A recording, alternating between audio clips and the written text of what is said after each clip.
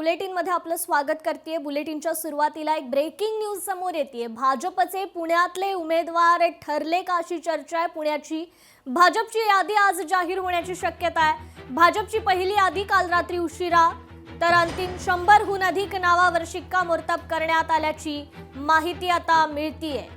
तर मुख्यमंत्री फडणवीस या यादीतील नावांना मान्यता देऊन आज ही यादी जाहीर करण्याची शक्यता आहे। महापालिका निवडणुकीसाठी पुण्यात बुधवारी झालेल्या भाजपच्या कोर कमिटी बैठकीत 100हून अधिक उमेदवारांची नावं अंतिम करण्यात आलेली आहेत। या उमेदवारांच्या नावाची यादी घेऊन भाजपचे प्रमुख पदाधिकारी काल मुंबईला गेले होते, तर आज पुण्याची भाजपची यादी जाहीर होण्याची शक्यता आहे।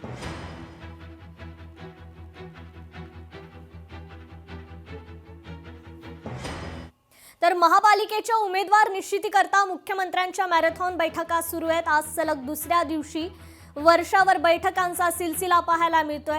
नाशिक, धुळे, अहिल्यानगर महापालिकेसाठी या बैठका सुरू आहेत। प्रलंबित असलेल्या मुंबई दक्षिण आणि मुंबई उत्तरची ही बैठक पार पडणार आहे। तर दुपारी 1 वाजल्यापासून या बैठकांना सुरुवात होणार आहे। काल नाशकात झालेल्या राड्याच्या पार्श्वभूमीवर आजच्या बैठकीमध्ये काय होणार याकडे मात्र लक्ष आहे।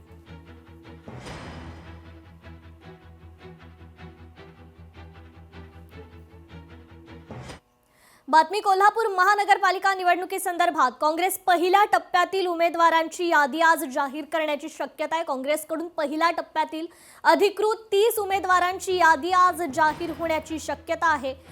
ठाकरेंच्या शिवसेनेनं मागितलेल्या जागा वगळता काँग्रेसकडून अधिकृत 30 उमेदवारांची यादी आज जाहीर होण्याची शक्यता आहे।